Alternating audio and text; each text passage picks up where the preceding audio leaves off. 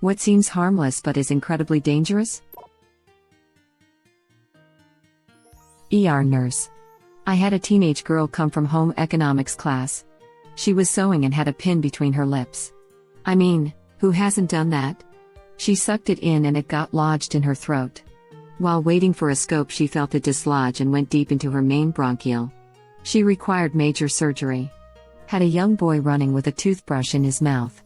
Got jammed way deep, almost hit a major artery. Riptide and 4 feet waves. My friend drowned at the beach from a sneaker set. Terrible. Pool covers. It's like being wrapped in a bedsheet underwater. You cannot get free and you cannot scream for help. Once you're in, the only way to get out is to be incredibly lucky and get free, or have faith that someone saw or heard you fall in and hope that they get you in time. It's a lengthy, terrifying death that's completely avoidable. Having a loose animal in the car. A safety instructor once told me doctors had to dig dog bones out of a person after it got between them and an airbag. Kids picking flowers in the park. I am a conservation technician for a county park system. At least once a year I have to stop parents with kids picking flowers off the trail because I see kids with either poison hemlock, one of the deadliest plants if ingesting even a tiny amount, or wild parsnip, which can cause some serious permanent scarring, burns, and boils if the sap gets onto your skin and is exposed to sunlight. Don't let your kids pick or eat anything you aren't 100% sure of.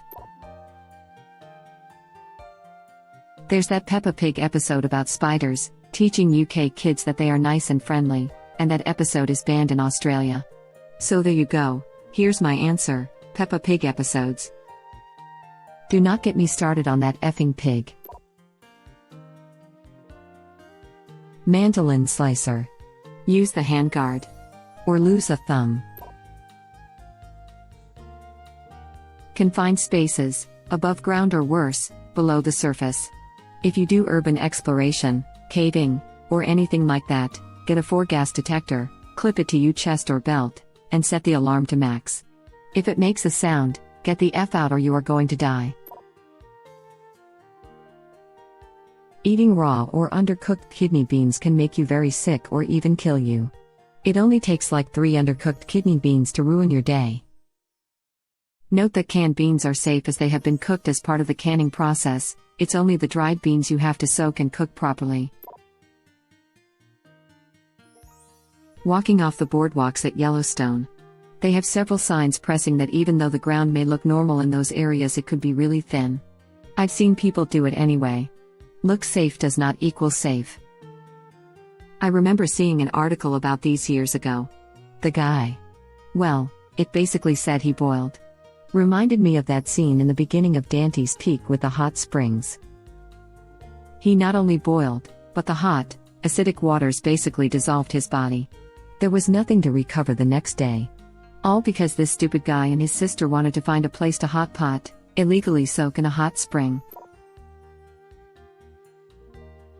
Weirdly specific, but leaking hydraulic fluid from a small crack in a pressurized manifold. It doesn't shoot out like a gas would. Instead looks like droplets, but if you put your thumb over it, it shoots toxic hydraulic fluid into your bloodstream. This is the concept of an injection injury. This can happen from any highly pressurized liquid like say a power washer. Basically, the high pressure shoots bacteria/toxin/foreign material deep into your tissues, which manifests in something much more serious than what appears to be just a deep cut, because the chance for serious infection, like amputation needing infection, is quite high. Usually opening up the entire wound and surgically cleaning all affected tissue out is proper treatment to prevent it from spreadings. And now I have a new fear. Texting coworkers after you've been drinking. Garage door springs. I DIY a lot of things, but after reading about door springs I'll let the professionals handle it. When I was buying my house, the inspector went through and gave me tips on how I could fix up some of the issues he found. Mostly stuff like you can prevent mildew by lining the crawl space with more plastic, and if you put more insulation here it'll cut down on your electric bill. Then he got to the stiff garage door spring. Whatever you do, don't try to fix that on your own. Don't even think about it. It'll take your arm off. My dad lost part of his nose to one of them. Doctor said if he had been an inch closer he would probably have died. Over-the-counter medicines. Just because you can get something without a prescription does not mean it's safe in all cases or in high doses. A former NFL player died today from liver disease caused by OTC pain medication. Tylenol causes 40% of liver failure deaths in the US.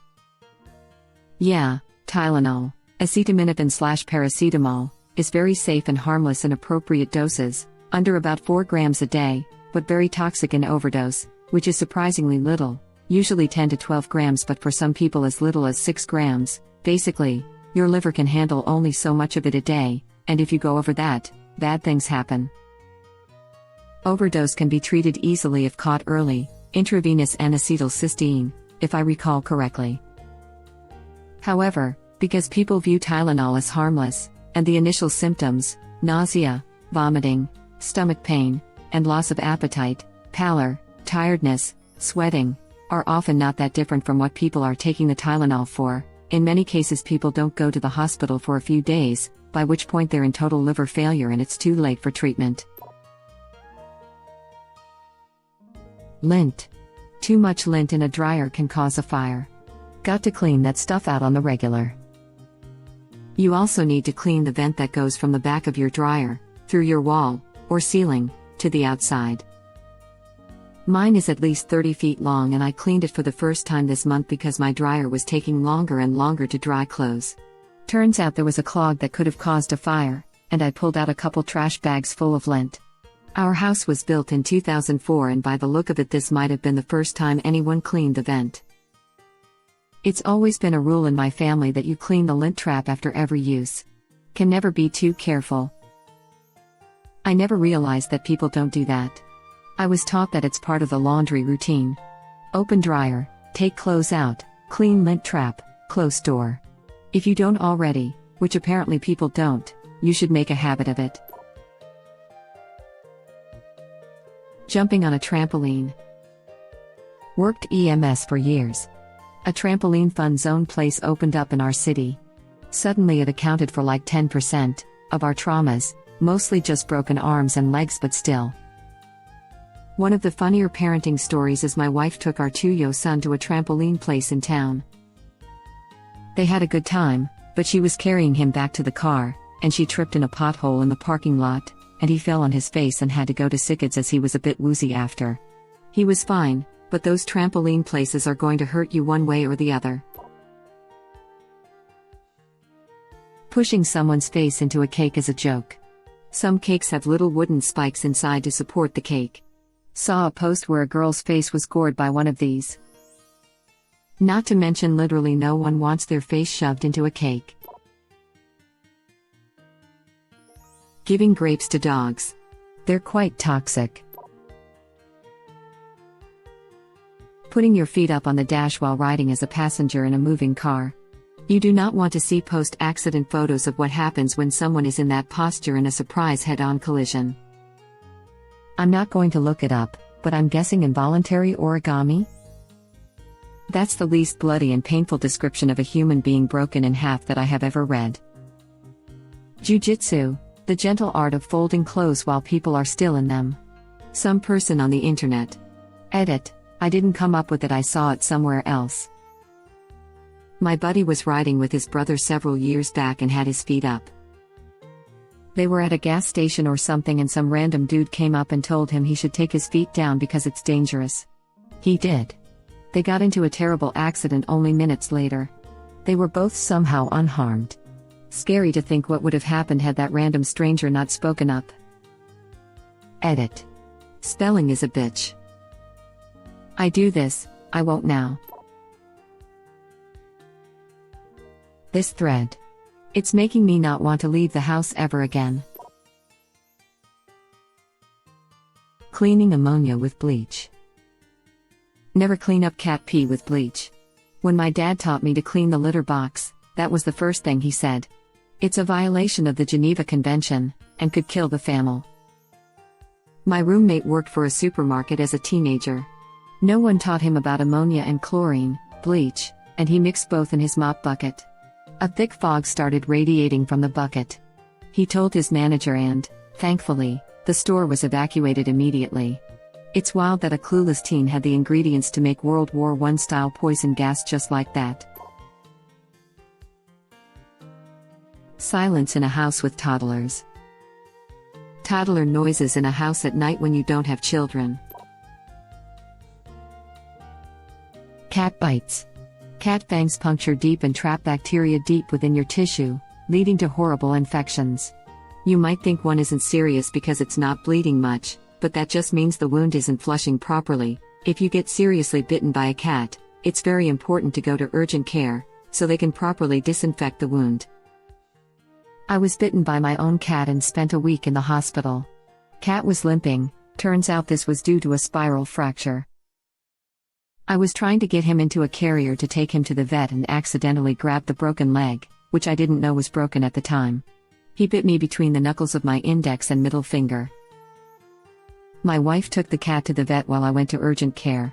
They cleaned the wound and prescribed me some oral antibiotics within a few hours of the bite. Of course, this all happens on a Friday. Everything was basically fine on Friday, just a couple cuts and a band-aid. Swelling was worse on Saturday but basically still fine. But by Sunday morning my hand looked like I had a softball growing out of my palm. I couldn't touch my thumb to any of my fingers, it was pouring out nasty-looking pus whenever I tried to make a fist, and I started to get red streaks/lines going up towards my elbow. My sister-in-law is a pediatrician, so I texted her a pic of it. She called me back almost immediately and told me to go to the emergency room the instant we hung up. I get to the ER and after an hour or so they admitted me to the hospital. I remained in the hospital for 8 days. 4 antibiotics for MRSA and staph every 4 hours to start.